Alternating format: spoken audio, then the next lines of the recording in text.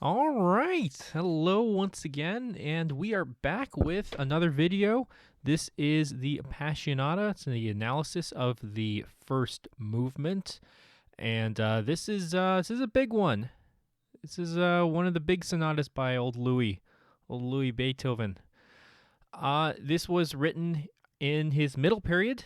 We usually break apart Beethoven's life into three periods: his early period, his middle period, and his late period. And we usually do that because he went through huge developments in composition during his lifetime, and just makes things a little bit easier, more organized.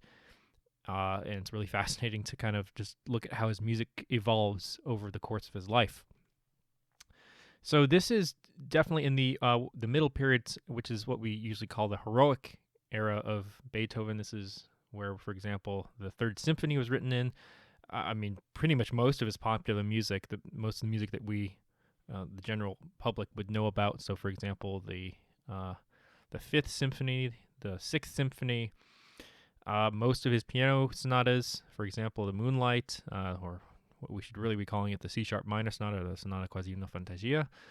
Pathetique was a very late early, I guess you could say, very late early piano sonata, etc. The Razumovsky quartets were written during his time, so lots of piano concertos. I mean, just so much music. I mean, he was kind of just writing so much music at this point in time, and out pops this sonata. Waldstein precedes it by maybe a year or so.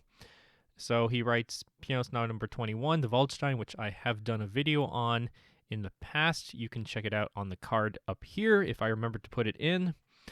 I am thinking about redoing some of my analyses of previous sonatas, so stay up to date on that. So Beethoven comes out with the Waldstein. So, for example, if we're going back to the Waldstein sonata, it's a, C major work,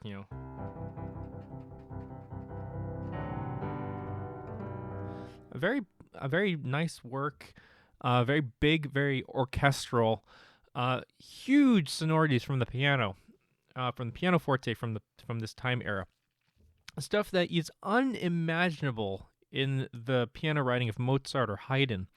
So this sonata kicks down the doors in the same sense that the Waldstein kicked down the doors, but it is a complete contrast. Like, it is the polar opposite in mood, in everything. This is the dark sonata. If the Waldstein was the nice, sunny, bright, cheery sonata, hopeful sonata, this one is the tragic sonata. It is indeed a tragedy. It is in minor, and Beethoven really forces it to be in minor throughout the entire time. In minor is very dark.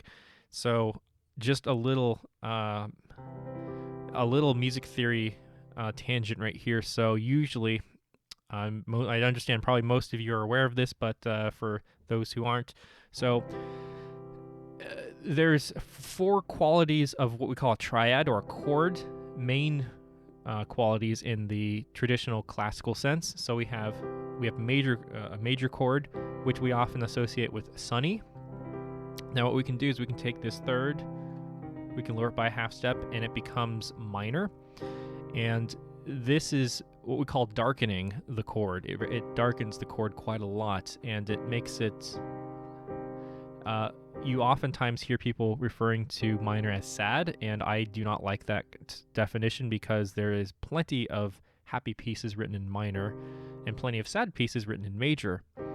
For example, speaking of Beethoven, listen to the Cavatina by what is it, Opus in the string quartet,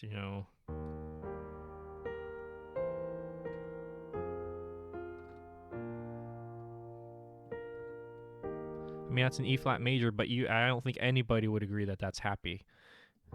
So the way I like to see minor as is it's dark. It's darker, because whenever you're lowering a tone, it gets darker because it's getting lower. When you're raising it, it becomes brighter. That's the things that I think that's a better way of going about that. Anyway, so major, minor, and then just you have diminished if you lower both the third and the fifth of a triad. and then it becomes very, very tense. Lots of tension in there. You can go the opposite way, and then, of course, take a major chord and raise the fifth. It becomes an augmented chord. You don't see that too much in the classical era. We often see this as a passing tone, usually passing chord, like going from something like that. And then, Liszt and Wagner come around, and, so like Liszt would write,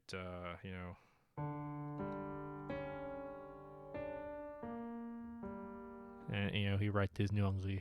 But we're not talking about Liszt today. I would love to stay tuned. I would love to tackle the B minor sonata by Liszt. Oh, I cannot wait for that day to come. So subscribe if you want me to analyze the Liszt B minor sonata. That's going to be I'm telling you, this took me long enough to go by itself, but man, the Liszt sonata, whew, that's a doozy. I will have to be very careful without being attacked by all the musicologists and professors around the world when I release that one. As it is, I'm all right. The Appassionata is not a lightweight either, but here we go. So, the Appassionata by Beethoven. We're just covering the first movement, and I have a couple sources here that, like for example, I have Donald Francis Tovey's a companion to Beethoven's pianoforte sonatas. Fantastic read. I'm going to be referring to this book quite a lot, and although not everything he says I agree with, and we'll see later on, we'll get into that. So this was written around, let me see if I get this right, 1804 to 1805, and perhaps it was edited in 1806. It was dedicated to Count Franz von Brunswick, and the first edition was published in February of 1807 in Vienna. Beethoven was working on quite a bunch of pieces at this time. For example, in Opus 59, it's the Razumovsky quartets, the three Razumovsky quartets. These are really some watershed works by Beethoven at this point. If I recall, the C minor piano concerto was around this time as well, if I recall. I don't remember what opus number it was. Opus 58, I might be wrong on this, but I think Opus 58 was the fourth piano concerto, so this would have come right after it. I'll have to double check that, but I'm pretty sure it was Opus 58. Huge pieces of music, nonetheless. And then, of course, we have the 22nd Piano Sonata in F major, which is this. I did a review back, I did an analysis back a while ago, and I said it was no one's favorite sonata because, really, I mean, go ahead, go find someone who knows all the Beethoven sonatas, who actually really enjoys listening to the 22nd Beethoven Sonata and nothing else. I digress. This piece is the Appassionata is 3-movement work, and it's one of the only tragic pieces of Beethoven in the repertoire across all of his music. I'm actually going to read to you what Donald Francis Tovey has to say about the Appassionata. Here we go. The title Appassionata was given by the publisher without waiting for Beethoven's consent. It is justified by the eminent tragic tone of the whole work. No other work by Beethoven maintains a tragic solemnity throughout all its movements. The first movement of a sonata tells a complete story no later movements can falsify.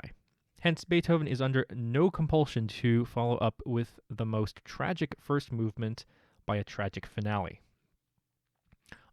Opinions as to tragic expression in music are apt to outrun musical knowledge.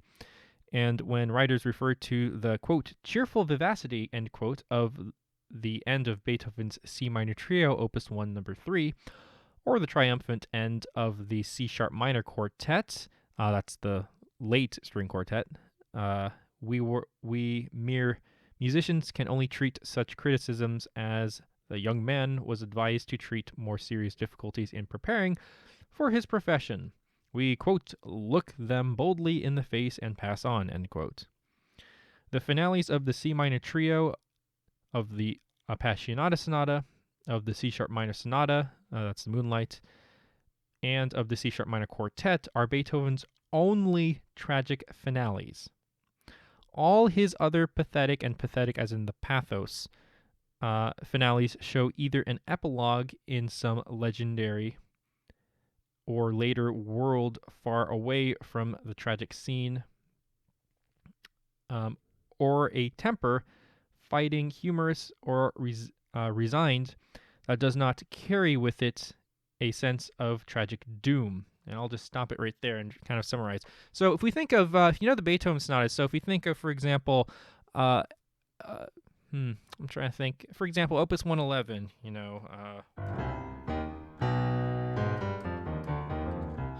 the end of Opus 1, well, the first movement of Opus 111, it's what we'd consider more of a cathartic end, kind of like the Fifth Symphony. How the Fifth Symphony starts in minor, the first movement ends in, something like that. But then the last movement,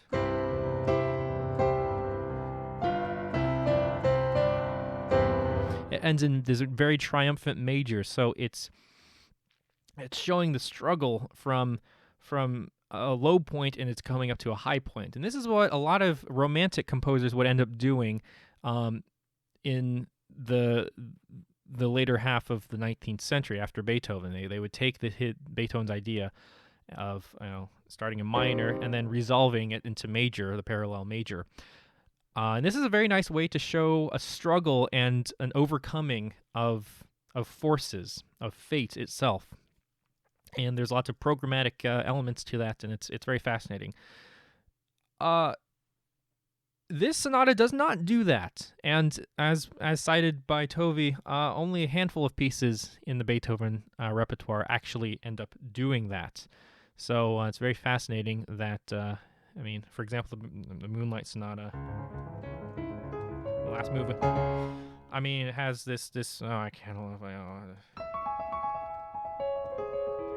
it ends very tragically. That's the end of that. So it really, it's doom. And there's only, again, several pieces that do that. And this is one of them, the Appassionata. It kind of ends actually in a very similar fashion that the Moonlight does, with these arpeggios.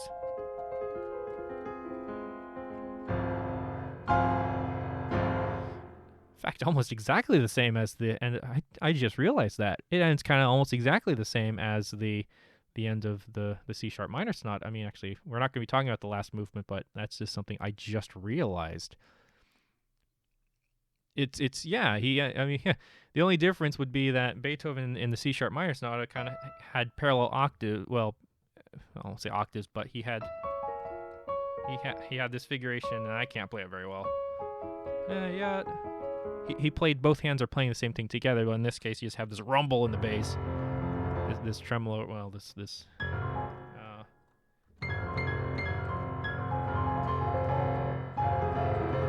however,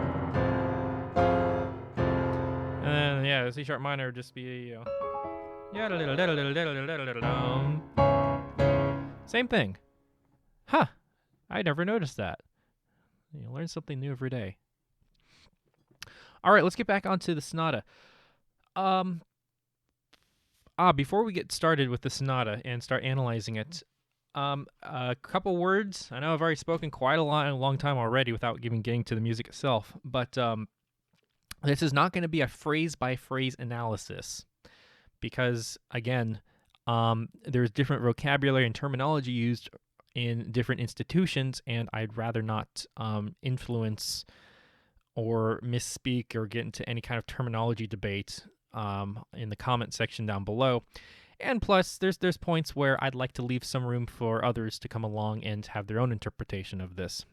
And also, quite frankly, going a phrase-by-phrase analysis of this entire sonata is going to be so dry and boring, I don't think it's really going to be worth exploring. So the whole point of these analyses is to try to open up your ears a little bit, to have a new approach to understanding the sonata and what you're actually listening to, and to also have a better appreciation for what Beethoven's crafting here.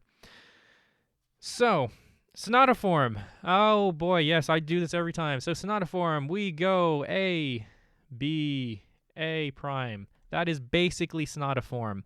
You have a big giant A section, which is what we call the exposition. You have something completely contrasting, which is what develops upon the A material, which is what we call the development section. and then we return to the A in more or less the same fashion.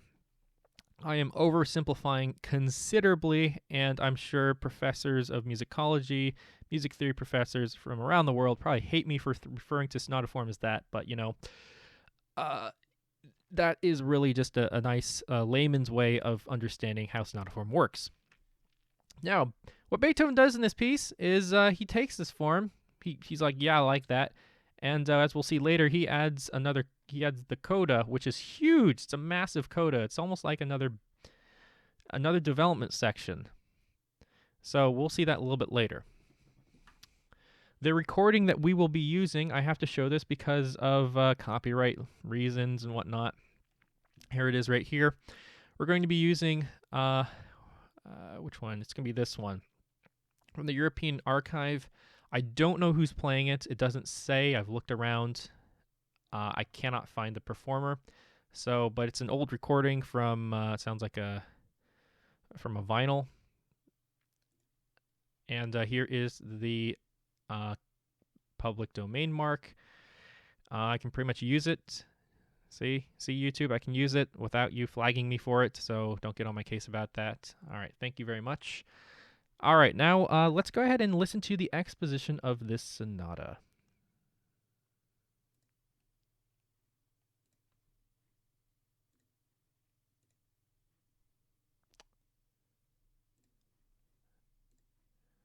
Exposition of the sonata, go. Hold on. It's not letting me play it. Give me a second. Oh, I sure hope I don't have to edit the video for this. I'm getting VLC player doesn't want to play it. Why isn't it not want me to play it? Hold on just a sec. There we go.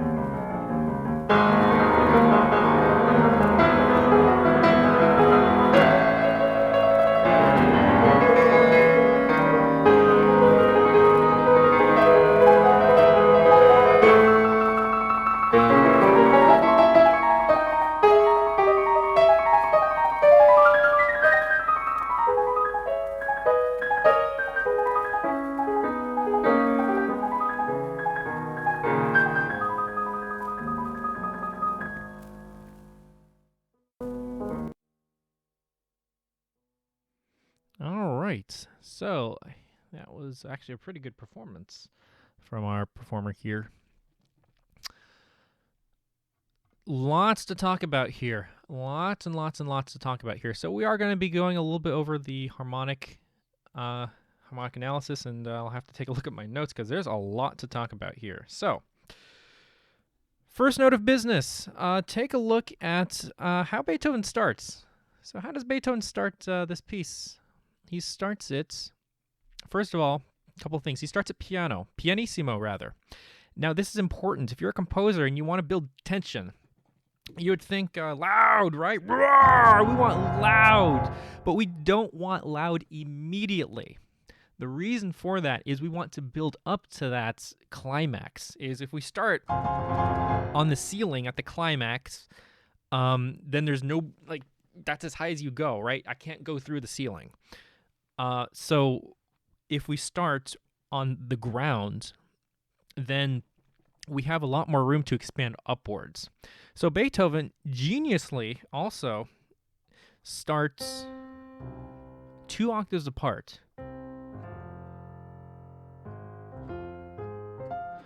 Now, I think a more common sense approach composer may have done it in just straight octaves like this.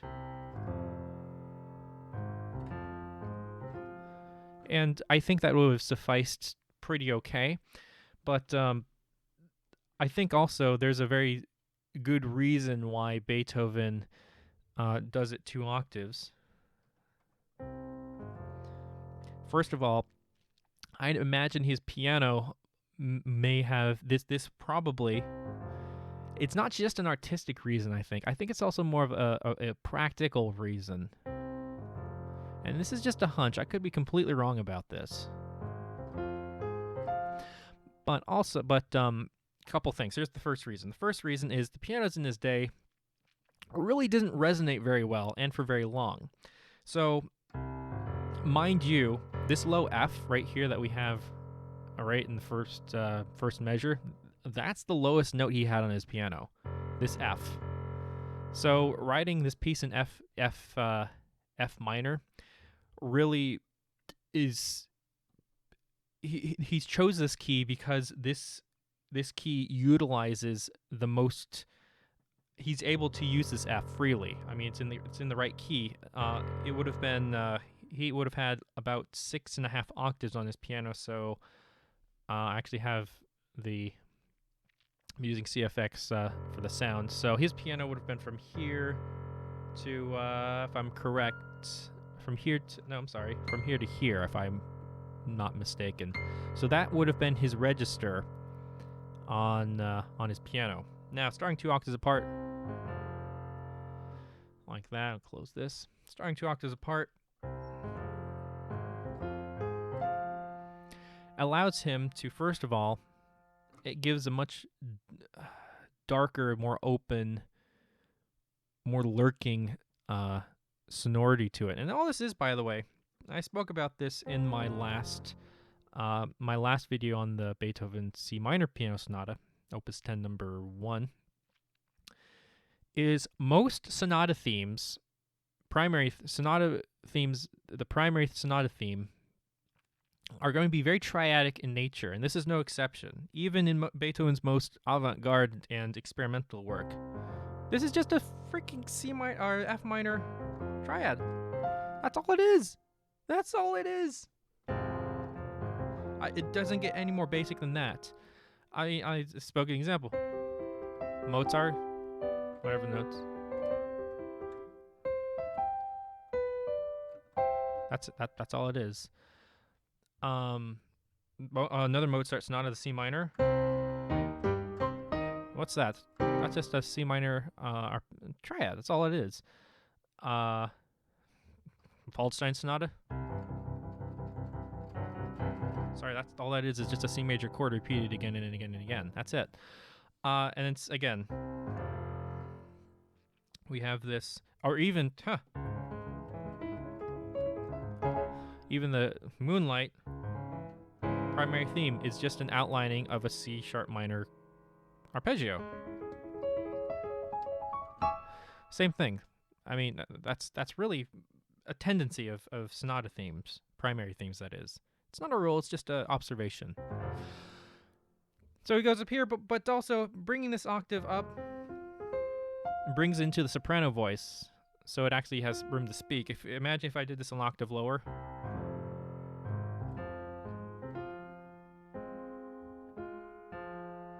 I mean, mean, how muddy this would sound. It doesn't sound fleeting. It sounds kind of... it sounds almost dull. So you want this in the soprano voice anyway. And what's also important to know is there's lots of first inversion chords here. So for example, wherever my mouse, where'd my cursor go? Of course. Here we go. So right here we have a 5/6 chord. A 5/6 chord going to a 7 diminished 4/3 chord right here. 7 diminished 4/3 right here, and then back to a 5/6. And this is an open cadence. There's lots of ambiguity to this. This is a first inversion chord.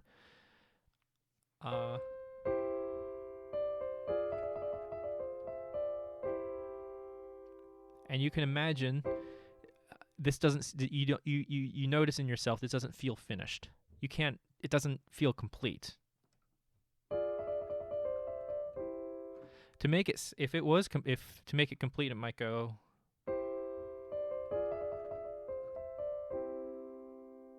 Now it sounds complete because we have that C in the bass. So, I'm sorry, I'm playing an octave higher.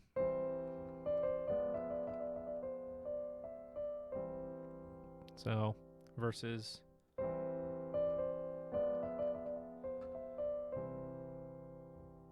So by having his first inversion chord, it's very important that he has his first inversion chord to leave himself open. And it's an evaded cadence. Well, it's an open cadence. It's not an evaded cadence. Then he goes a half step higher. That's all he does. This is, there's no pivot chord. There's no nothing. It's just direct modulation. He just goes straight up, G flat major. Same thing with, again, you have a 5/6 chord, diminished 7 chord, and then again, and then this is where we actually can think of this as a flat 2. This is like a pivot chord, flat 2, 6, a Neapolitan 6 chord. This becomes, hold on, let me get this right. Let me get this right. The 1 becomes, let me read that. So the 1, come on. If we think that we modulated to G flat, this is the 5/6, the 5/6 in G flat becomes the Neapolitan 6 chord back in F minor. And then this makes a little bit more sense harmonically. Because you can think it goes, and it actually does make sense if you listen to it. So, yeah.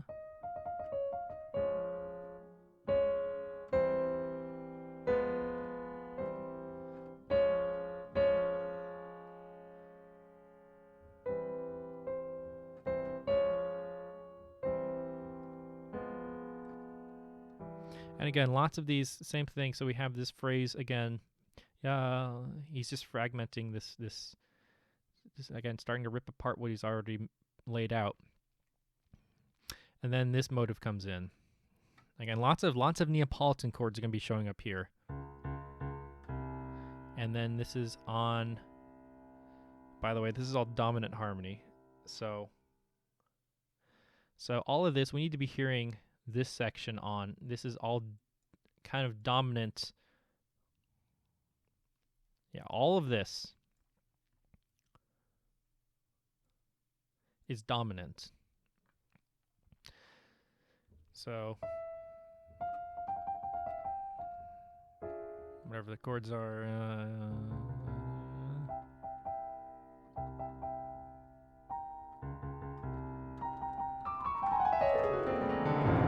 yum, bum, right? And chords. We're again on a 5/6 chord. So this is really just an extension. He's extending this dominant sonority through here. You have to hear this as we're in a state of really a lot of tension, because what we're waiting for is a resolution to F minor, and we finally get it right here. But it's not a really strong. It's an implied cadence. I mean, it's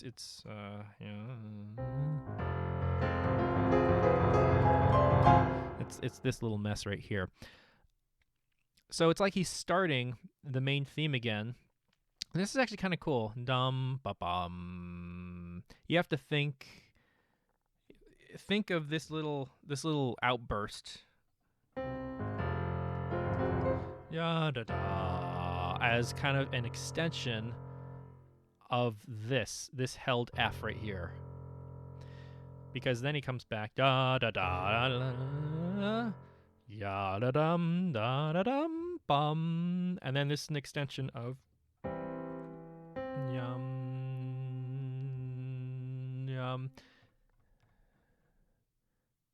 extension of this chord, of this C major, this 5/6 chord.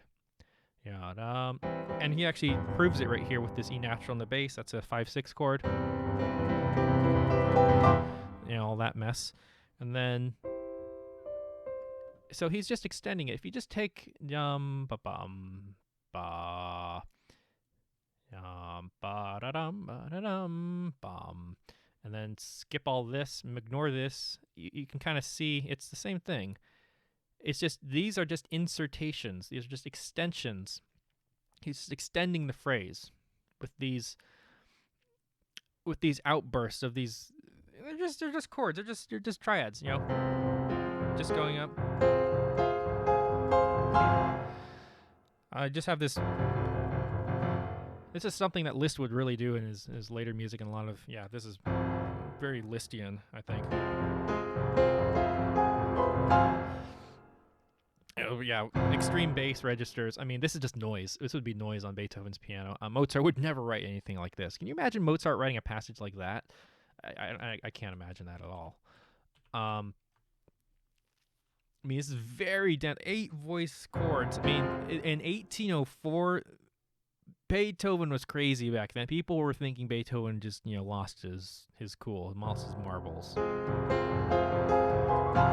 But the Viennese loved him. Oh my God, the Viennese just fell over him, and he was like, "Oh, I like it. You can do. You're so good." So yeah, Viennese loved him to death because he was just so good as a virtuoso.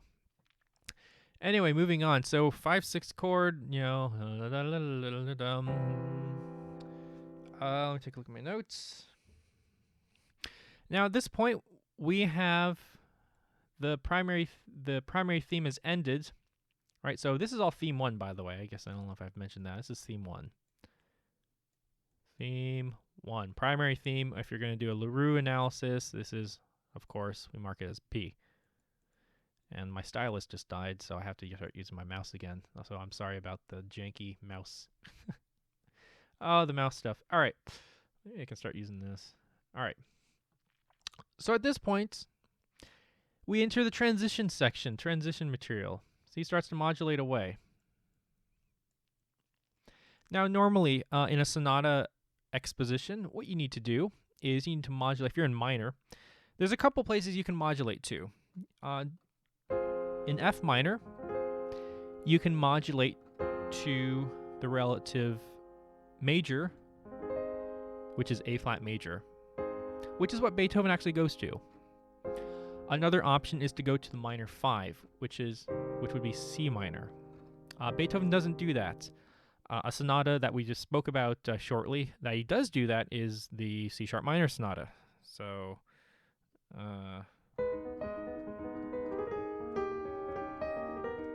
that's in the minor 5. There's a couple options if you are in minor. So he is starting to go towards he's starting to transition. The key giveaway is, of course, this D flat up here, which is the 7th in E flat major.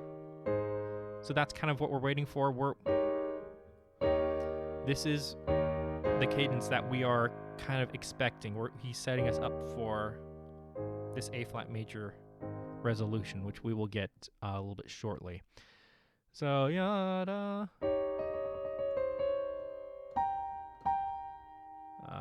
Whoop, we're in treble clef. And now we have this knocking theme. These three notes, this. And this is on, we have to start thinking in A flat major now. So start thinking in A flat major. So now we're on the 5. This is a pedal, 5 pedal. And this has a lot of anticipation, doesn't it? It really.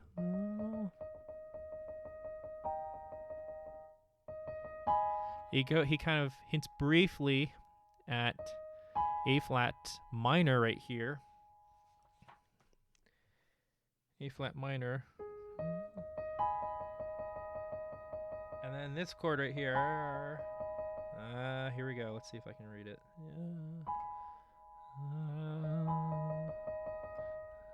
That's it. Sorry, it's C flat.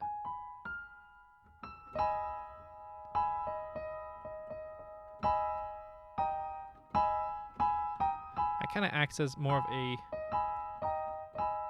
as an augmented 6 chord. I mean, it functions as that.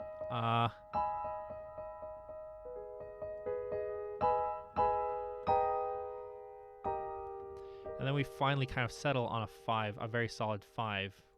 Finally with a...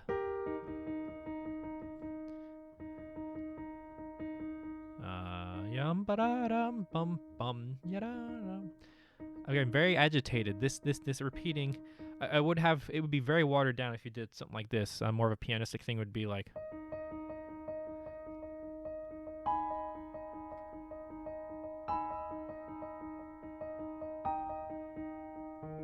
It's just kind of rotating between the octaves. That would be kind of more of a pianistic thing to do, but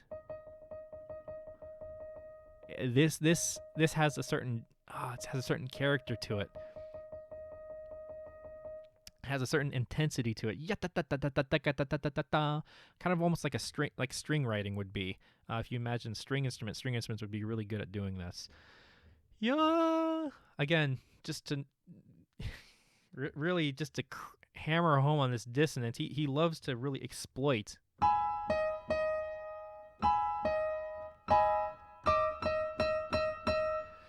He really wants to have us feel this, so he writes this sforzando, and Beethoven does this a lot in most of his music. He just likes to have these accents here and there, just to kind of shock us.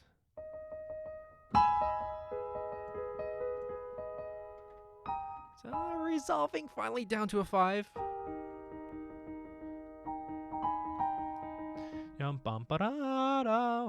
So we're getting dominant. This is all 5. We have to again be thinking this is 5 of 3. So that's all this passage is.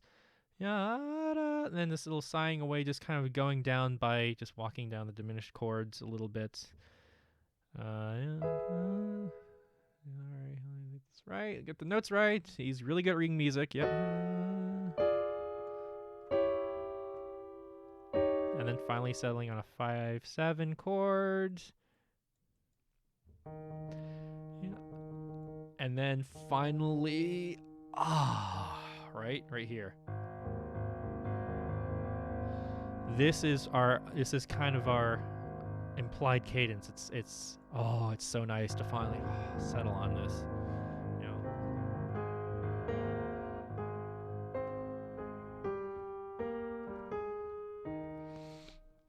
It finally settles on A flat major. And then this is where our theme 2 is. Again, sorry, this is mouse writing. Secondary theme, theme 2. We have not really had any strong cadences yet. We noticed he doesn't go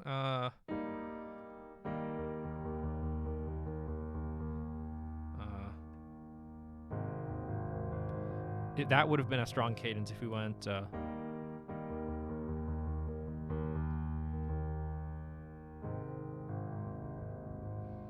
but he leaves out the right hand completely. It's an implied cadence again right here. You have to kind of hear it. Your ear fills in this right hand chord.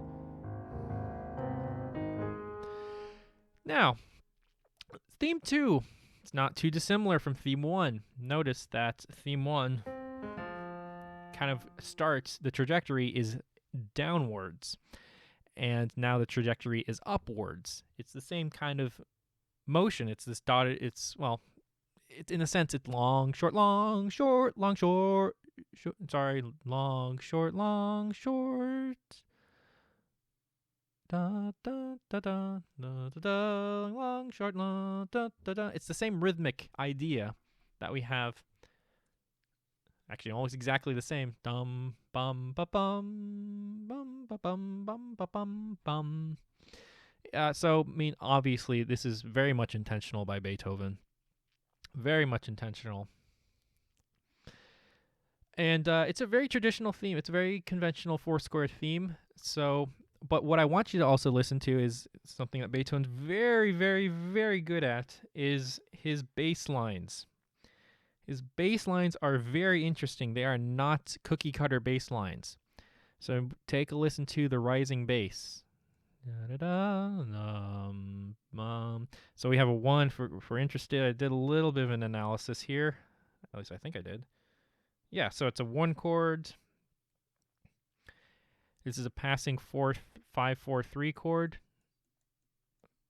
And then a 1-6 chord.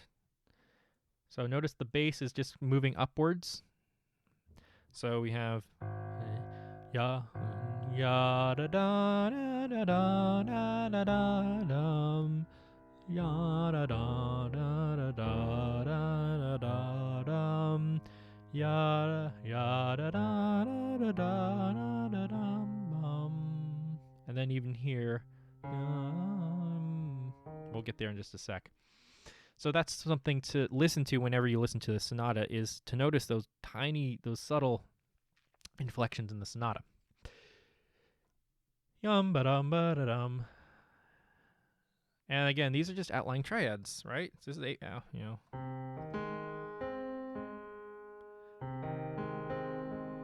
that's just an A flat major chord. No, we just have B and G, but this is, again, implying a dominant harmony, which is supported by, well, of course it's a dominant harmony because we have a 5-4-3 underneath it. And then 1-6 chord, and then we have, what do I have here? 4 chord. Ya da da da da da. Very, very briefly, a 4 chord. And then 6-4 chord, cadential 6-4.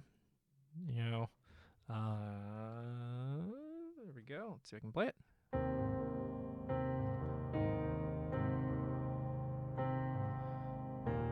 There's our 7 chord. Or sorry, 5 chord. There's your 7. And then finally resolving. So you got a 5-7. 5-7 and a 1. So Beethoven's being a good boy. He knows how to voice lead and cadence and stuff. But again, this looks like a cadence, 6-4 chord, cadential 6-4. You're thinking this is a cadence. This is a cadence. Strong cadence. But this is an incomplete cadence. So an IAC. So it would be a PAC, which is really what we're striving for. And in this piece, we get, if I recall, only 1 PAC, and that comes way, way later in the sonata. Yes, 1, and I could be wrong on this, but when I was doing my homework on this, I was only able to find 1 true, perfect, authentic cadence in the entire first movement. The rest of them, all these cadences, are very weak, very watered down, incomplete cadences. In order for a perfect, authentic cadence to be what it is, you need to have the soprano voice be the tonic. So it would need to be, in this case, let's see. Let's see if I can play the right note. Here's our 5.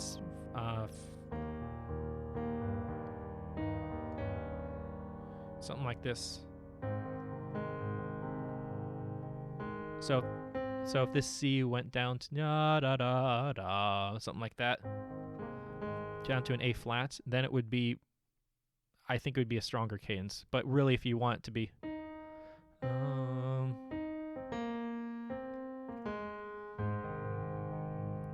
that's That would be a more of a perfect authentic cadence. But Beethoven leaves us hanging. He really this is a sonata about tension, about unresolved dissonance, and that's something that makes this piece so exciting. It's temporarily fulfilling some tension here and there, but not fully giving you the beans. We're not getting that. So, but yeah, so we have an IAC right here, an incomplete authentic cadence right there with the E, and then he goes again, ya da da da da da da da dum bum, and then he stops right here. He doesn't complete the phrase. He stops on 1/6, and this is where things get interesting, you know. And it took me probably about a half an hour to figure out what this chord was. The spelling is kind of intimidating. I don't blame you. I mean, don't blame me, but what you have to start doing at this point is, let's see if I get this right. Give me a second. Here we go. It is, hold on.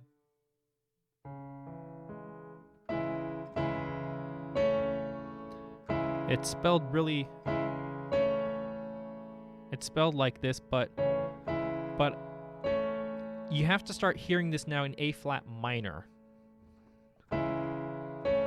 And this is a Neapolitan 6 chord in A flat minor, if you think of it like this.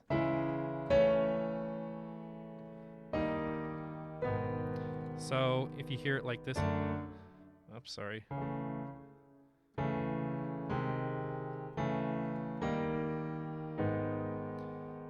So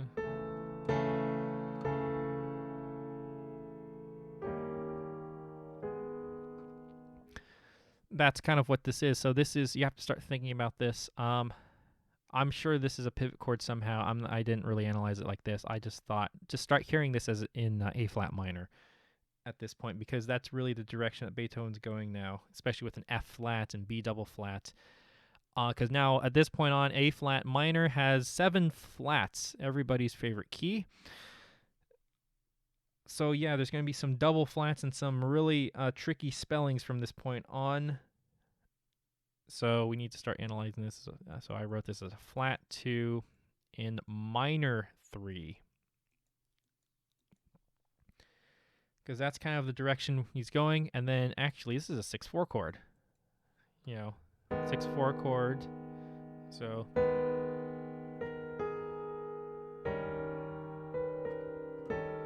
this A natural grace note.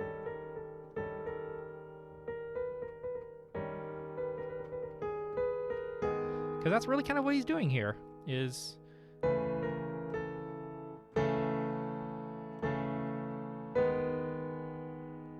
and then he's going yeah.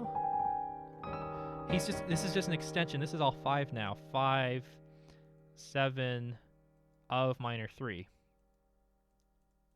And that's all this is. And then he has just this descending melodic minor, or sorry, harmonic minor scale right here in A flat minor. So I mean, this is like a very obvious indication, I think, that he's now thinking in A flat minor. That's where he's going to go.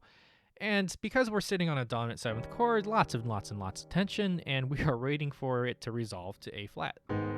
So this is what our ear is preparing for. Our ear really wants it to go here. And he does that. So nice and pianistic. So very creepy, I think I have to say, this trill.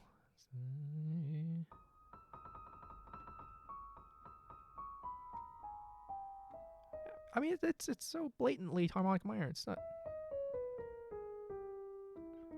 I mean, that's all it is. That's all it is. And it just kind of wanders. I like this little part right here where it wanders around. You know. It's because again, I think the average composer would write this passage. You know. Yeah. What note?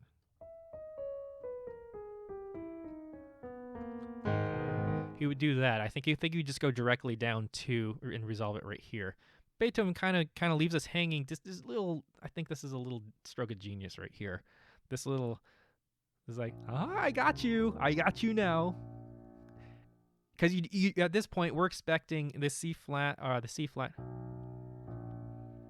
should really resolve if we're just gonna follow the pattern, but like.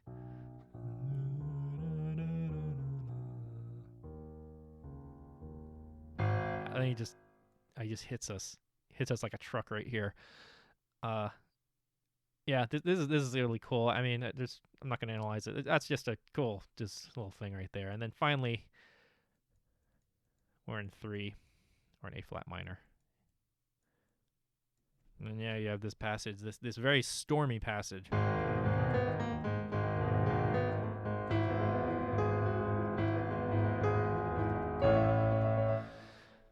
So, this passage.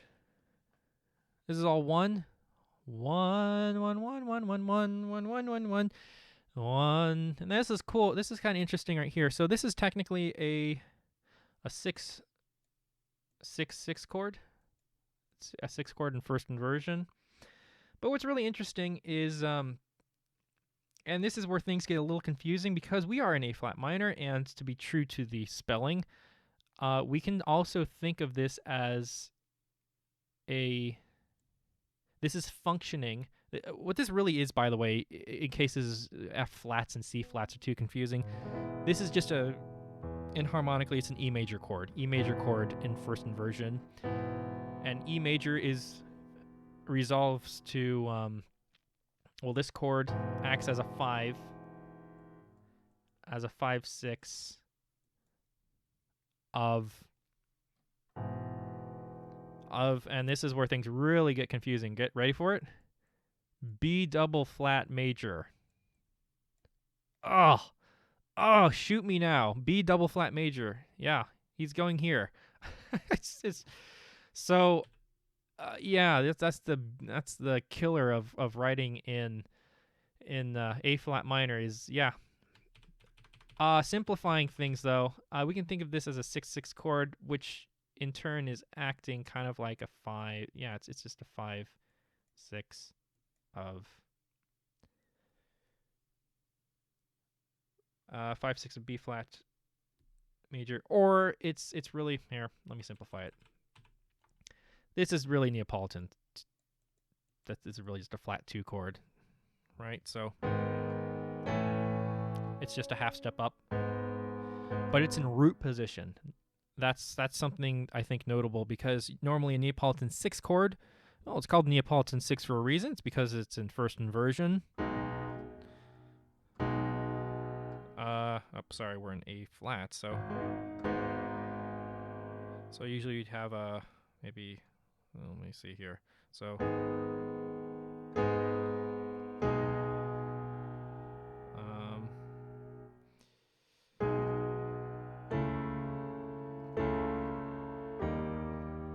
So that would be like a proper use of the Neapolitan, is you'd have it in first inversion, because you want to have this going up. A Neapolitan, by the way, is a subdominant quality chord. It's acting as a predominant, well, subdominant, predominant, well, predominant really.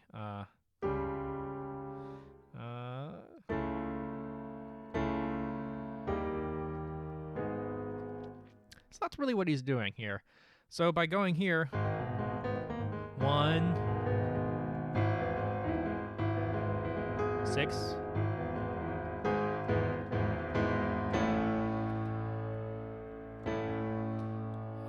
This is the Neapolitan. So if I play this as a chord progression, 1, 6, flat 2, and then right here we have a diminished.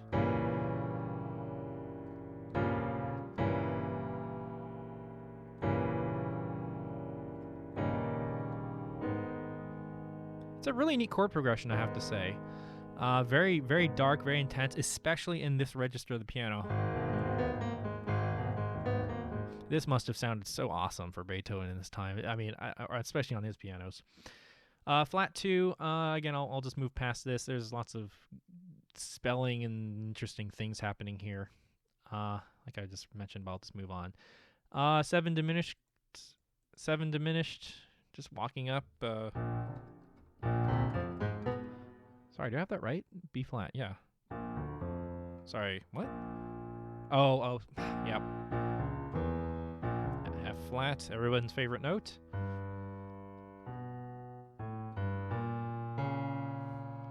And then right here, he kind of winds his way down. It's interesting how he doesn't double slur these. He's done this before, like in previous pieces, like the Tempest Sonata.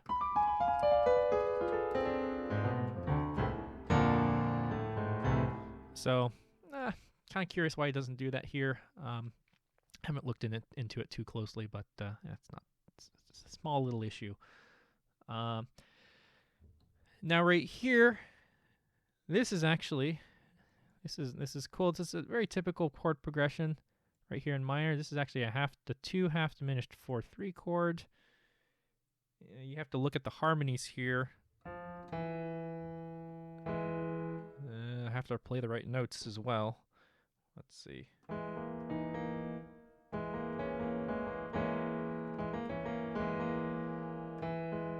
And notice how, again, Beethoven is no cookie cutter Alberti-based composer. He's really kind of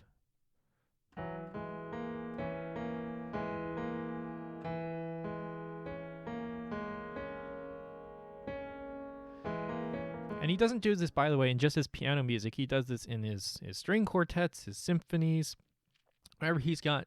He needs to outline an arpeggio somehow or a chord. He doesn't just go, or he does sometimes and here and there, but he's a lot more creative with his use of figurations like this ostinato figuration.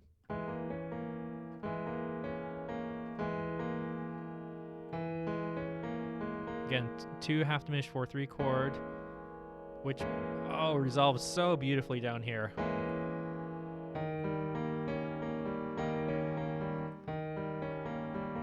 So, and then there's our 5/7 chord. Just lovely. Yeah, that's why you had to slur there. I don't blame him. Yeah da da da. Yeah da da da. Oh, it's just begging for that E flat.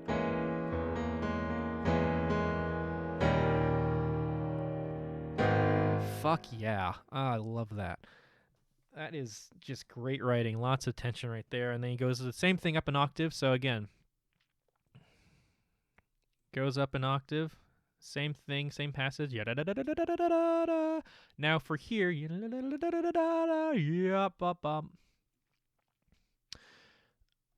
by the way, I forgot to mention this.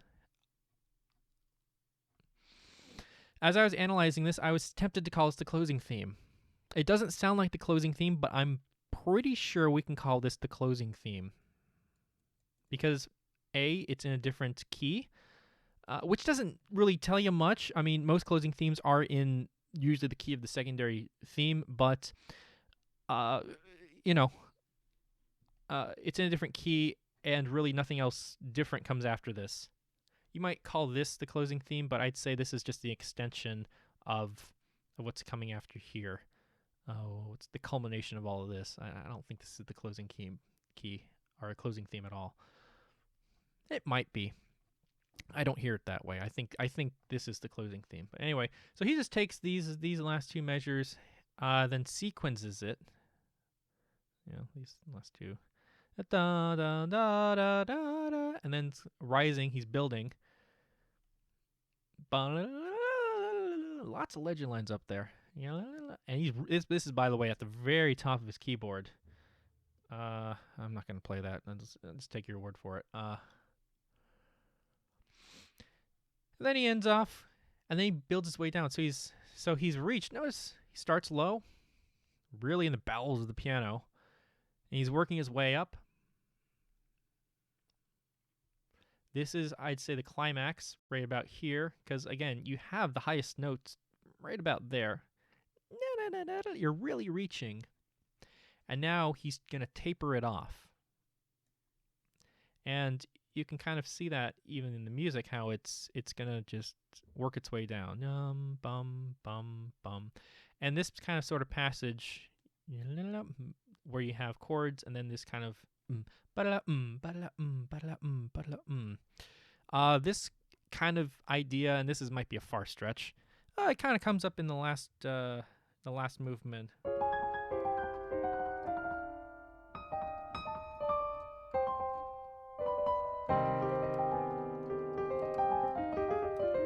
I think that's a little bit far-fetched personally, but maybe not intentional. I don't know. But you'd think now the right hand would now come down, because you see it's coming down, but then it goes back up another octave. And I think that what this does is it allows the left hand to be heard a little bit more, to be heard easier, should I say. And this kind of twinkling in the right hand, this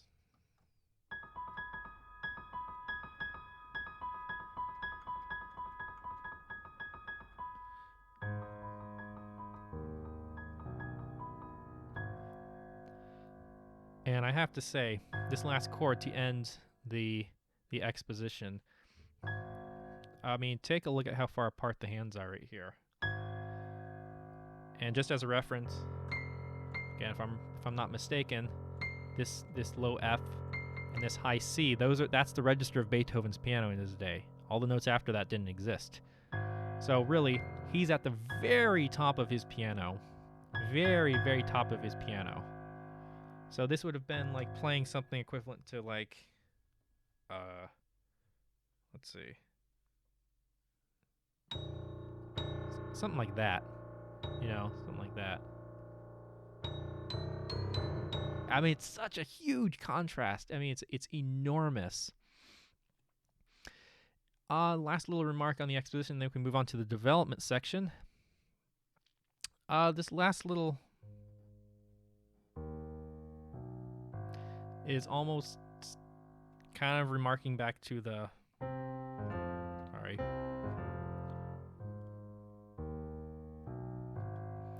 marking back to the theme 1 right there.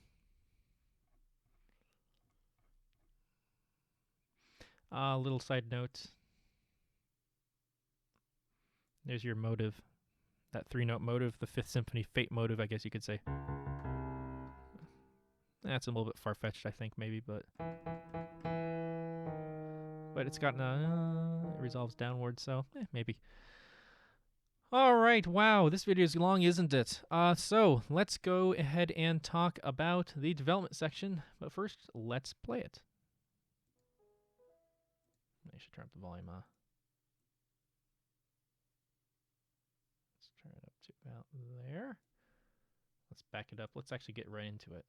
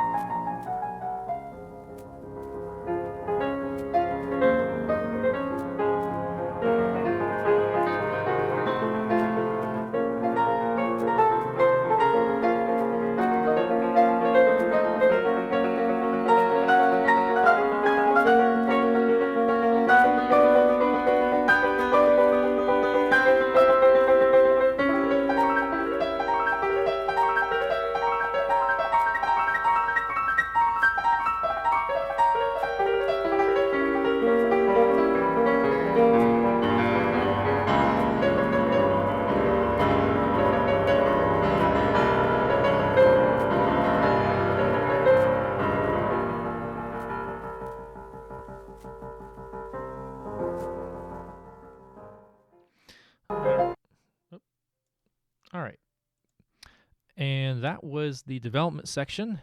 A lot of stuff in there.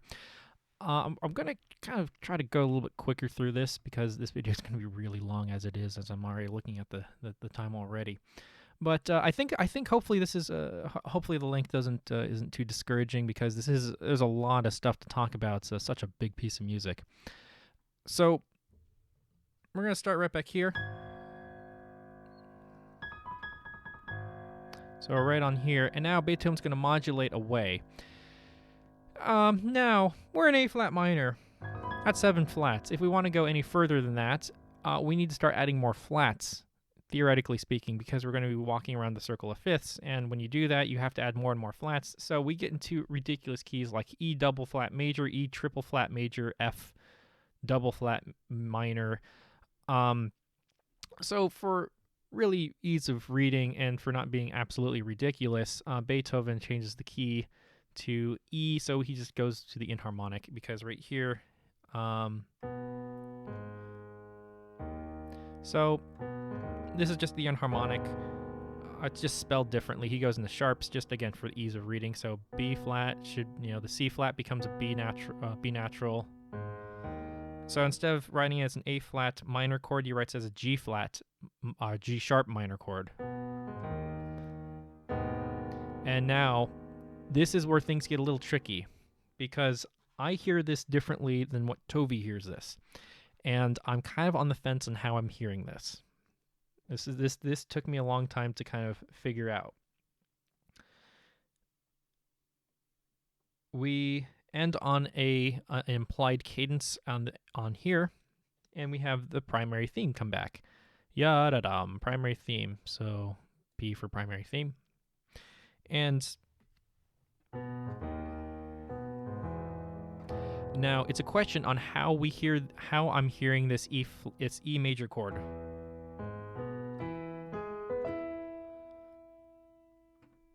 Because there's a couple ways you could hear this. I initially heard this as a 4 chord in B major. So because right here, let's see if this makes sense to you. 4 chord.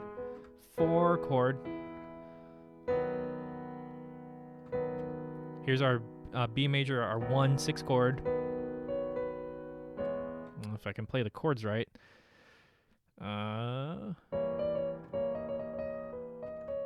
Weak cadence. So that's initially. So ya. Diminished 7th chord is acting as a dominant chord. It's replacing an F sharp. Really, it should be an F sharp chord. Should be, but again, he replaces diminished 7th replaces as the dominant chord. So I heard this as 4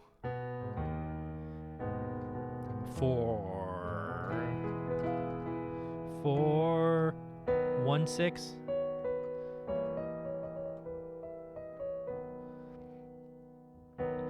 But then what the problem is I wasn't looking ahead.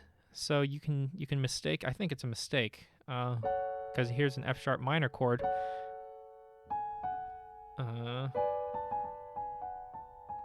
this F sharp minor chord, right? By the way, it's down here.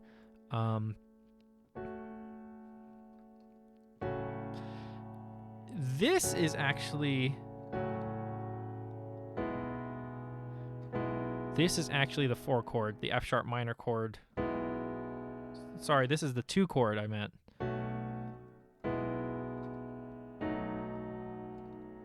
So we're actually in E major, because we actually have kind of, sort of,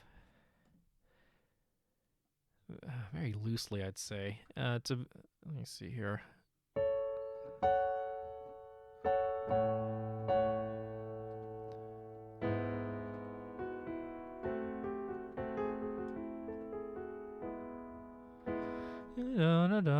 There's our 6/4, our 5/7, So that's really what we're looking for. This is really a cadence pattern where you have a cadential 6/4, 5/7. So this is really telling our ear, no, we're actually not in B major. We're actually in E major. So we're going to E major. And again, these are, I think it's pretty obvious. Hopefully it's obvious. This is just bits and pieces and fragments of the primary theme. Hopefully, I hope you could notice that. But at this point, he's modulating.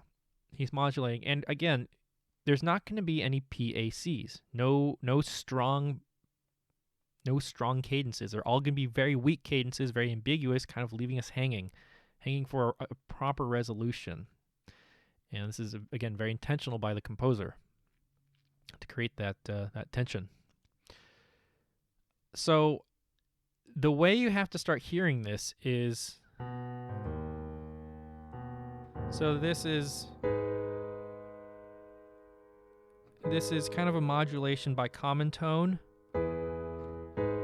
or at least you can think of, if you're for an E major at this point right here, if we're thinking an E major, this is again a 3 chord. And then this is by the way not at all a cadence, but if we're thinking in 1 in E major right here,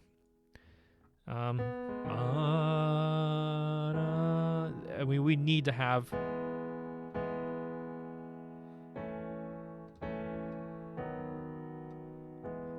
an actual cadence here to tell our ear that we're in E major, but he, sorry, right here.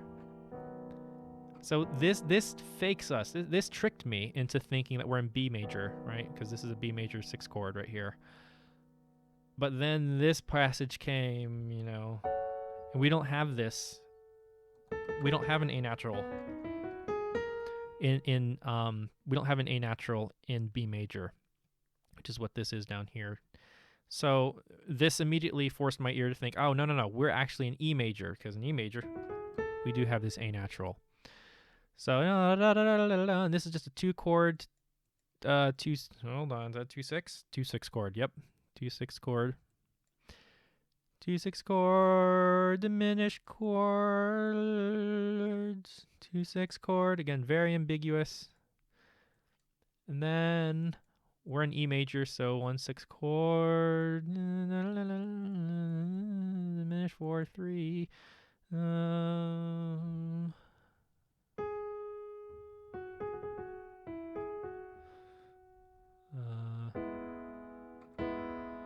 do I have here? This is a straight up 2 chord. 2 chord. No, 2 chord.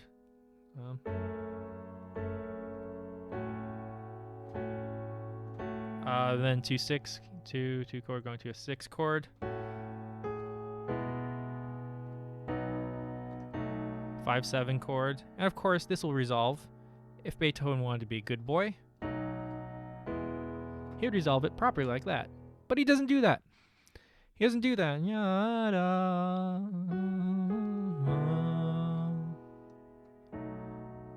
He goes up an octave and does the same thing. It's gonna be like a meme of just me, like, just a compilation of me just sight reading all this stuff terribly.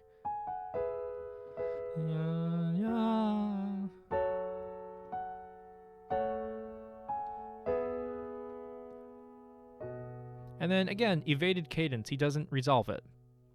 Instead, he goes to the parallel minor. He goes to E minor. So then just blasts out, roar in Beethoven, right? That's where he said, roar in Beethoven, right here.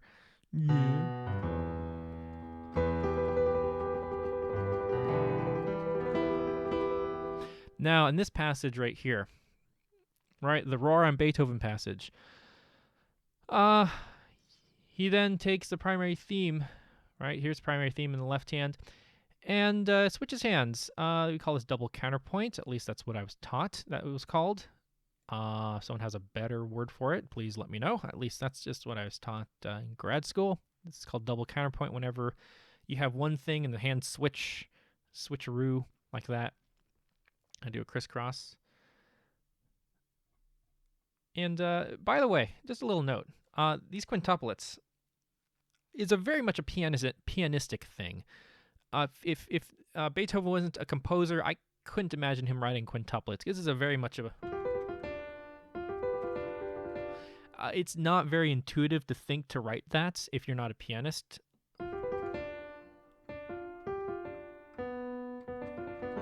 Because quintuplets in the classical era are quite rare as a unit on itself because it is asymmetrical. It's hard to break up the beat. So, but these are going so quickly that you don't even really notice that they're quintuplets. You kind of almost hear them as they're just running notes essentially. But this is a very pianistic thing to do. You say this in later romantic composer pianistic music. But what's important to know is now we're on E minor. He's just straight up just gone, nah, we're done with this. Just that G natural really tells us we're going to E minor. So we are in E minor. E minor. Ya-da-dum. And this is where he starts modulating. I'm not going to do I'm just going to write the chord symbols because really trying to relate them to everything else is kind of a waste of time. So here's what's important.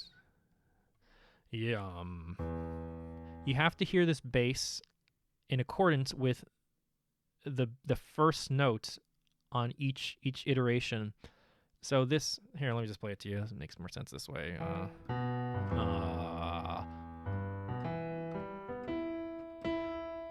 This goes up a half step. Ya da dum ba da da.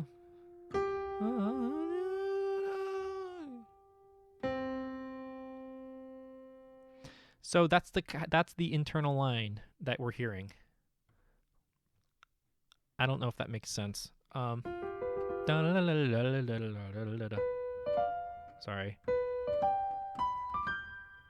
And then he goes to, this is by the way a 5/7. Again, I'm just going to use chord symbols of C minor because just trying to relate it to everything else is just kind of almost futile. But this is just a circle. This is a modulatory, a circle of, I don't want to say a circle of fifths, but it's he's just cycling through. Essentially, there's a pattern to it. Ya da dun da da dun. And you could, by the way, take this pattern and just go on forever with it if you wanted to. So 5/7 of C minor. Da da dum. And then it goes in C minor right here. And then back again.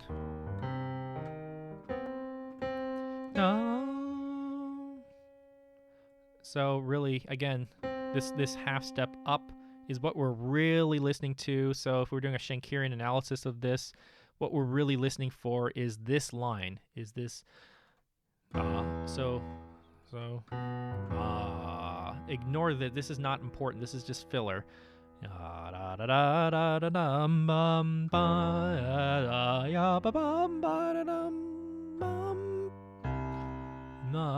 then C minor. And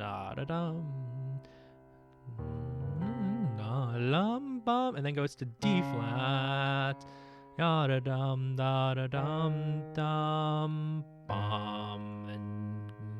then right here, this is, by the way, this is a 5 of A flat. 5 of A flat, and we get that A flat down here.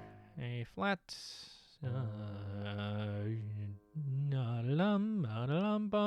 Now instead of going up another half step, sorry, he does that.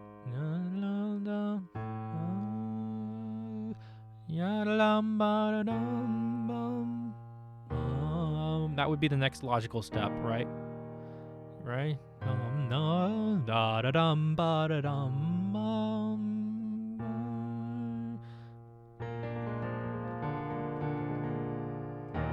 He could go to E flat minor.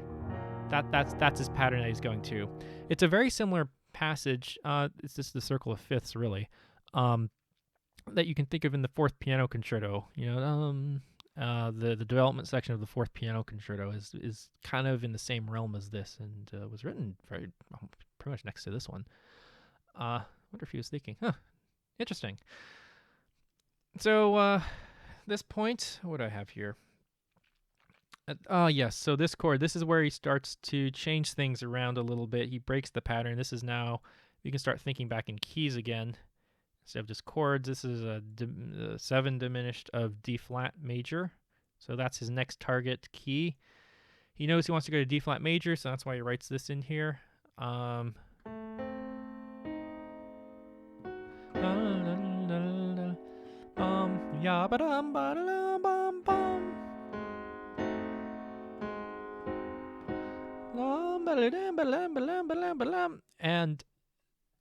this is now, we have to now start hearing this as a dominant functioning harmony. So all this is dominant, dominant, dominant, dominant. Actually, all the way through for quite a long time. This is a dominant pedal. It's camouflaged because of all these running notes, but if you look at the harmony, you just play it as a chord. You know, just add up all the notes and play them together. And we get a 5/7 of D flat. And now if we're going to relate D flat back to F minor, it is the 6th chord. So he's again 6th chord, 1, 2, 3, 4, 5, 6. So that makes sense, right? So now he lands really truly on a dominant pedal right here, A flat. And there's our 7th right here. So really, this 7th really is,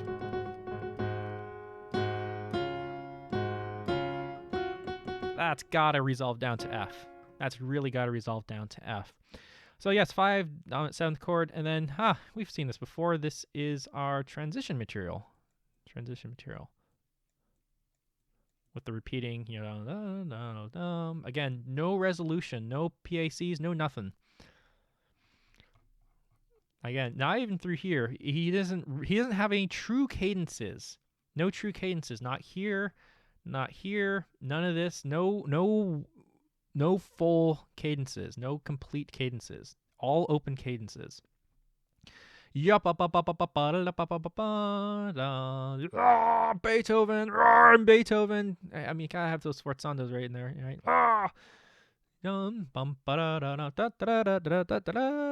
And then this is really neat. This is a little extension right here. He has let's see, what do I have here? I need to do this. A couple ways you can analyze this chord.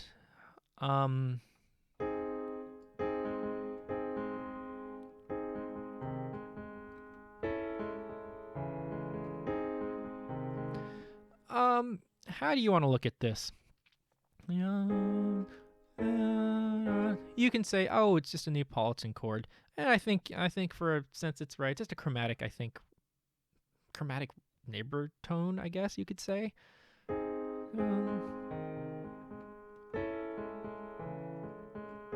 Or you can even say it's just a Phrygian inflection. Phrygian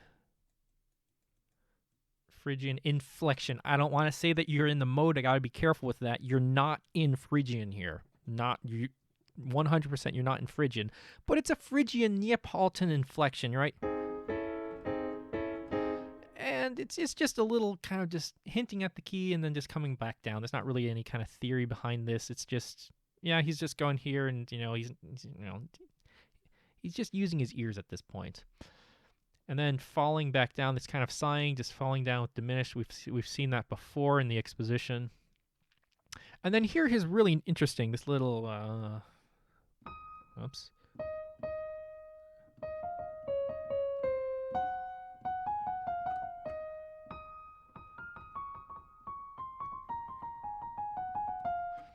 So this is his little, this is new. We've never heard this before. And what this is this is kind of just a little bridge to kind of help us get back to right here. To get back to D flat. So he wants to go back to D flat. Because again, this is still we're still in 5 of D flat all here. That's all. This is all 5 of D flat.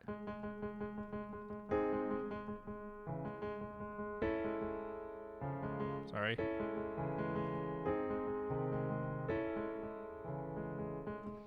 This is a pedal tone, but yeah, you have this. this B double flat, which is and harmonically an A. This A clashing with an A flat.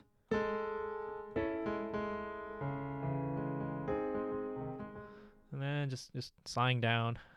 Kind of nice little contrary motion thing coming back. You'd almost find this in like a late 18th century, I mean a piano exercise book almost. This kind of almost. And now we're back in A. We're now in again.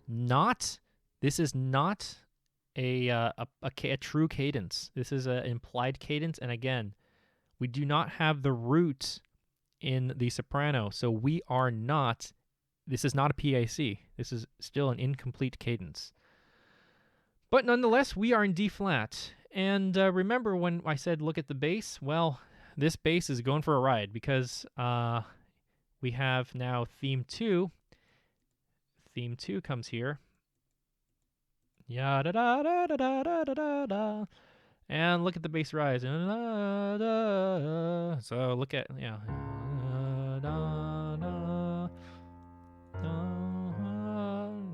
it's the same kind of progression. 6/4 chords, 5, 7, but then hello, pivot chord. And now we are, this is a 5/7. Sorry, this is a 5/6 chord. Let's see if I get this right. 5/6.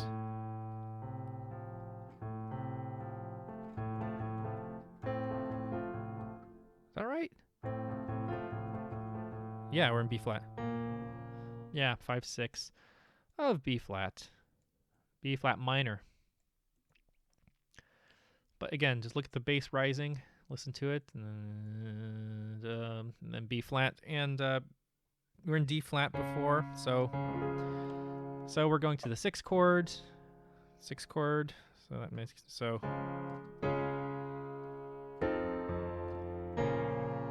very logical. That's totally fine. Going to 6 if you're in D flat, 6th chord of D flat. It's kind of a messy analysis, but it's just the way you're hearing it. Yeah, so you're on B flat. Ya da da da da da da da da da.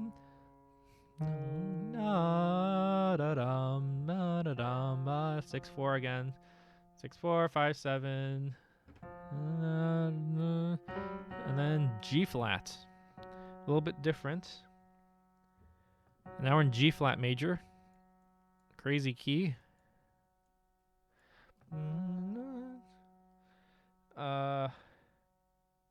Looking at my notes. This is an evaded cadence again. Again, he doesn't resolve it properly. It's a 5/7. Doesn't resolve it. And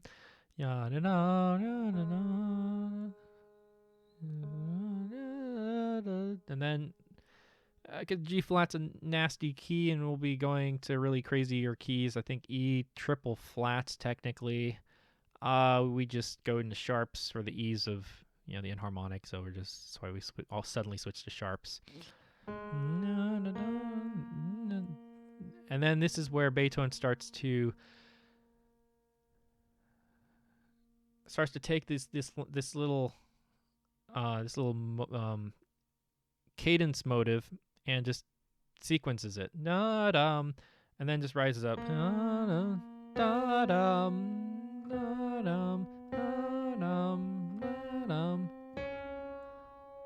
and then even here he still keeps going, D flat, and these are just diminished chords, just a very big outburst. But at this point, this is a D flat diminished chord.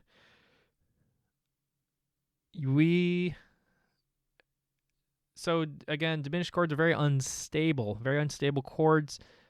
D flat diminished, D flat, that's tort. D flat diminished.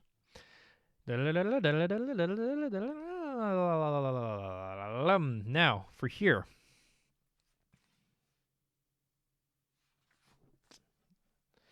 for here.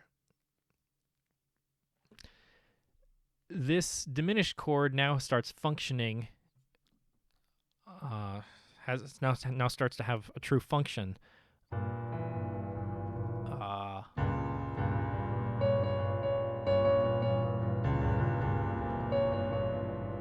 Right here. Let me read the music.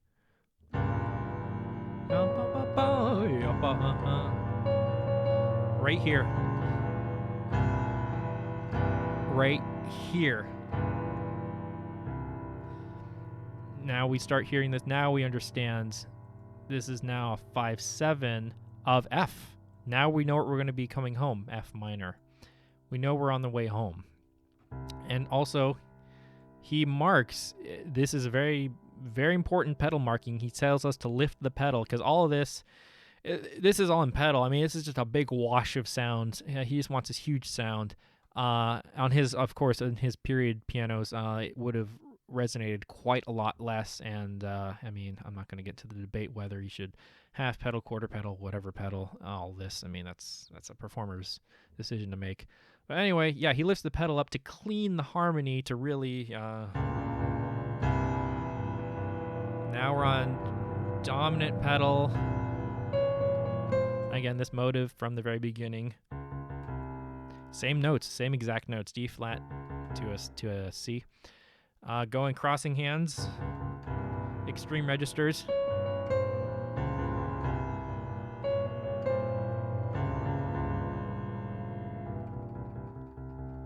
And then right here, I mean, this is all 5, 5, 5, 5, 5, 5, 5, 5. We're on the edge. We're waiting for it to go right here. But he doesn't do that. Because of course he wouldn't do that. He's never done it once in the entire sonata.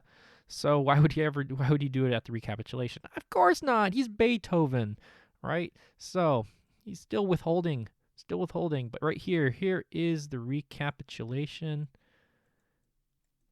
I guess you could also right about here, this is the retransition, because once we've landed on this 5 chord, this is the retransition. Retransition through here. I'll be honest with you, the recapitulation is very, very black and white. It's pretty much the exposition. But the big difference is you've got this theme to this transition material repeating bass, except it's on a 5. It's on pedal 5.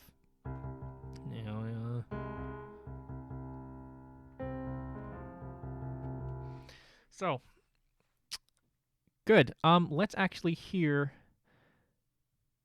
Let's hear the recapitulation, and then I think we'll go really quickly through the recapitulation. I mean, I don't know how long this video's been, but I know it's been quite some time. So, recapitulation, we're going to just kind of blitz through the recapitulation and then go into the coda, and then hopefully we can end this shortly. So, here we go. There we go. All right.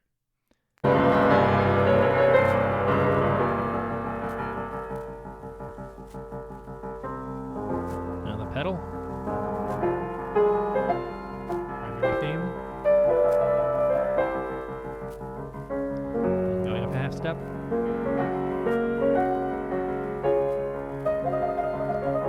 This forces it back down. Some voicing.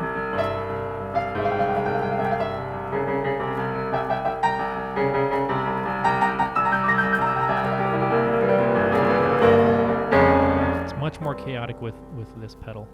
Then F major.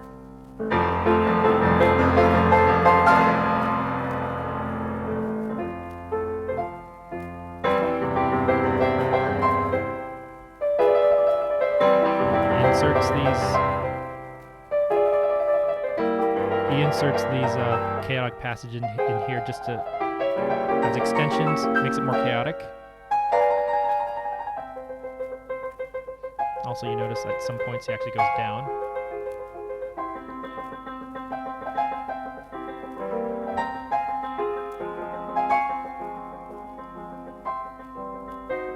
Again, this is all the same, it's just in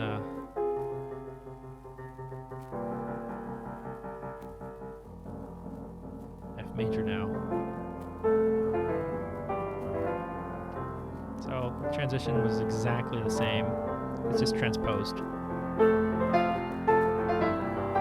All of this is just transposed verbatim. All the same.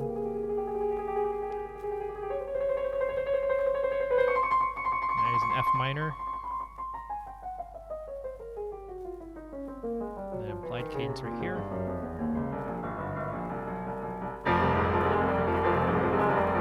Closing theme in F minor.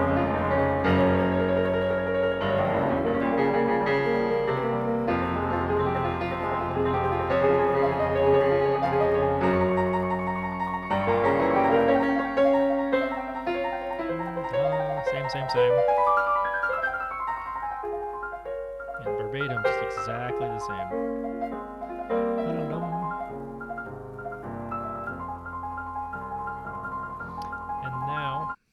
And now, all right, here, now we have the coda. Starting from this point on, we have the coda. And it's a mighty coda. And let's hear it first. I won't talk over it. And then, well, maybe I will a little bit. So coda. Modulating, going to D flat. And D flat, still not a true cadence. Modulating again, further away.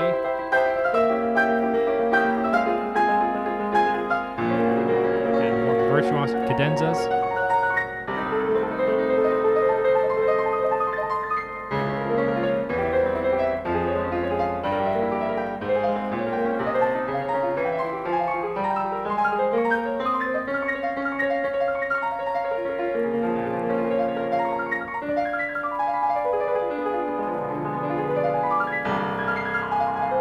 Doubles the bass right here.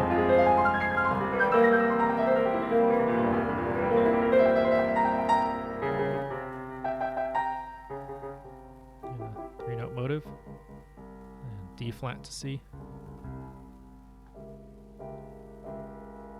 And then finally a PAC.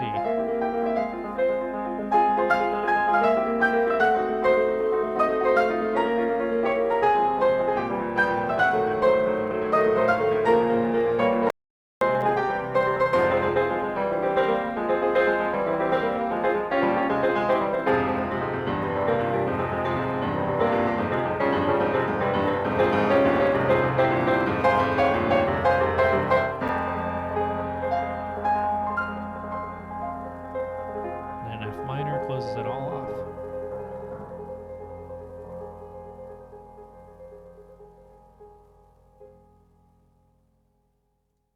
Yeah, I think it closes it all off. So not too much to say regarding, well, actually a little bit to say regarding the coda. Let me see. Where's my notes?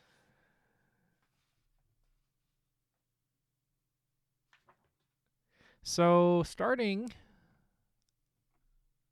this is recapitulation. Let's see. Yeah, where'd it go? Here's the coda. So starting here, he's starting to modulate away. I'm going to do away with the chord analysis now, the harmonic analysis. I'll say that he's modulating away. D flat. He goes to D flat right here. Once again, he's gone to D flat several times in the piece. Oops. And he's really high up on the piano, right?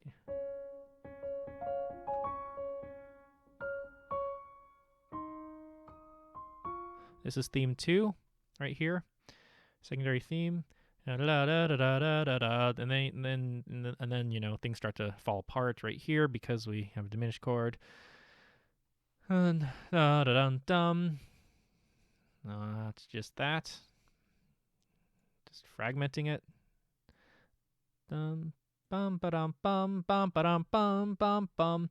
Now in this passage, you might think, oh, this is just a virtuosic passage, which it is. But notice Beethoven and rhythm, he had a really good sense of rhythmic drive.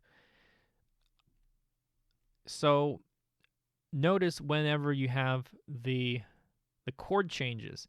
So I'm not going to look at the chord right here. So ignore the chord. So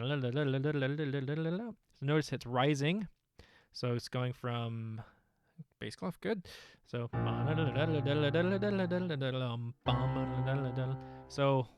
every two measures, you have this and then it goes. It's now a little bit quicker.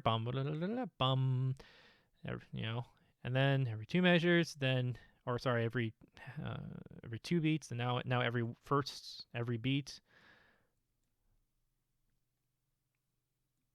Every beat. So this is how you drive, and so you see the lines is kind of going up. And then right here, I put an X here because this is really the climax of the coda,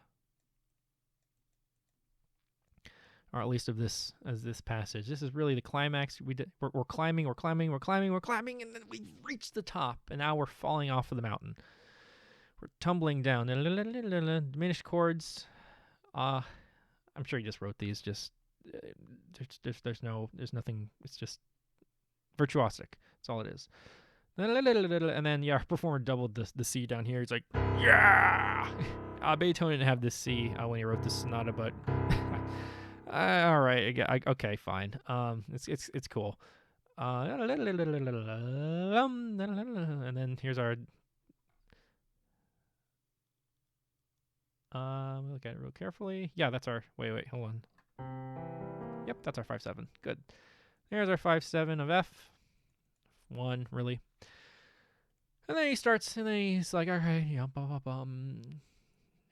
slow it all down. This is all 5, 5, 5, 5, 5, and then adagio.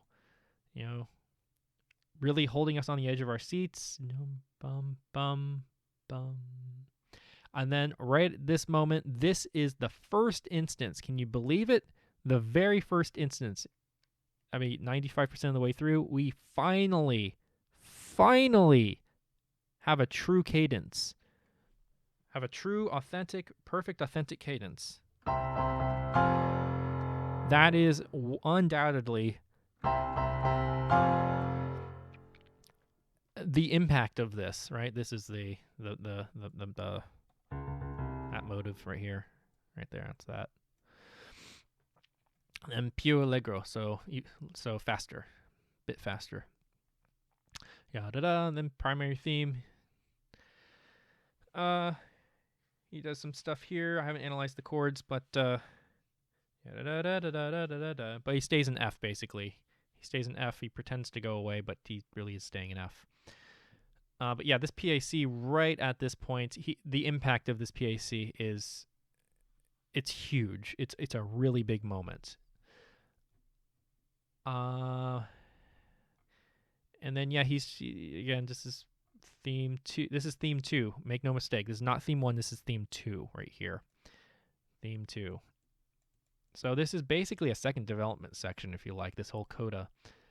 This is what Beethoven really pioneered for later composers and, well, for himself, really. It was his development. This is what he'd do in sonatas. He would write a rather conventional recapitulation, very kind of like nonchalant recapitulation, and then he'd write like the hugest coda, like it's this massive coda. I mean, think of the Fifth Symphony, the first movement of the Fifth Symphony, and that massive coda. The recapitulation is not remarkable in the Fifth Symphony, the first movement, but the coda, oh man, it's huge. It just elevates it to a new level. Anyway, so so just repeating phrases again, just evaded cadence right there. Just all fortes, all 1 1 1 1. Yeah, he's just having a field day with this. Let's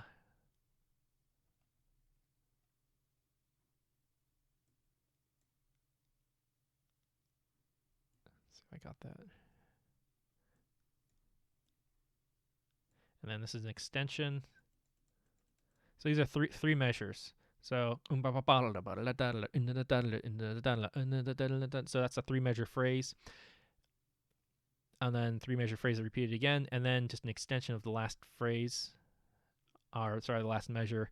Dun, dun, dun, dun, dun, dun. And this is kind of reminiscent back to the that kind of thing. And then this is like kind of like the tail of the very last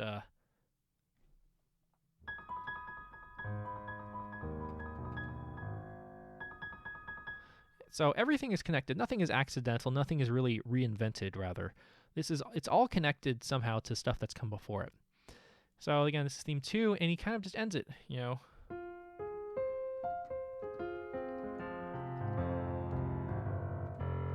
And then he ends it right where he starts it.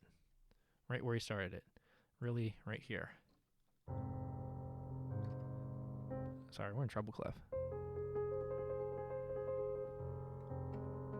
He could have, I think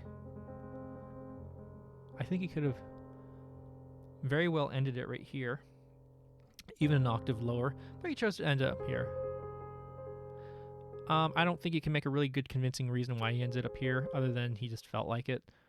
But I think also, well, maybe there might be a better reason. He is a smart composer after all. I think he's trying to avoid the collision with the C right here. Actually, I think that's what he's doing. He sees it's rising too, so he is starting, you know.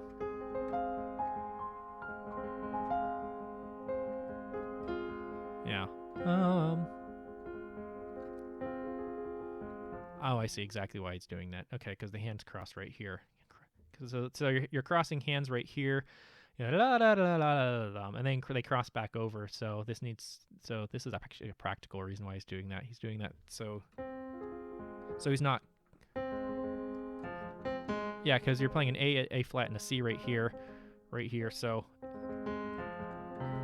yeah, so that would just get in the way if you. So this has to go up right here.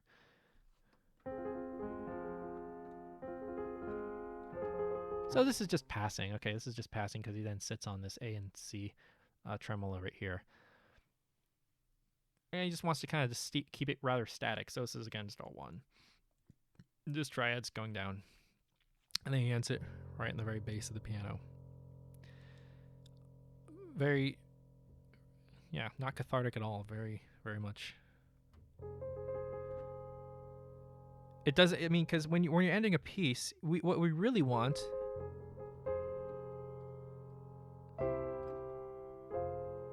is something like that, like a cadence. You want to kind of have a cadence to end it off. But Beethoven doesn't do this, and this is not the first time by any means that he ends off a piece as such. Think, for example, I mean, just the Tempest Sonata, the end of the Piano Sonata number 5, Opus 10 number 1. It just kind of just peters out. Or I'm thinking also, yeah, that's the sonata I'm thinking of. I'm also thinking of the next sonata, the F major one. There's several pieces that just kind of just peter out. And then he begins the next movement. We're not going to talk about this, but then the next movement, nice. It starts in the same register of the piano. So F minor, the relative, I guess goes to the 6. So, for the next movement. Oh boy, how was that? Was that good? All right, so I think that's really all I have to say about this first movement. I know this was a long video, and for those of you who kept up all the way to the very end, I applaud you. But there you have it.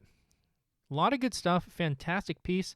If you want me to do the rest of the sonata, leave a comment, drop a like, and go ahead and subscribe. But that's all there is for today. So thank you guys all for tuning in, and I'll see you guys all next time. Take care.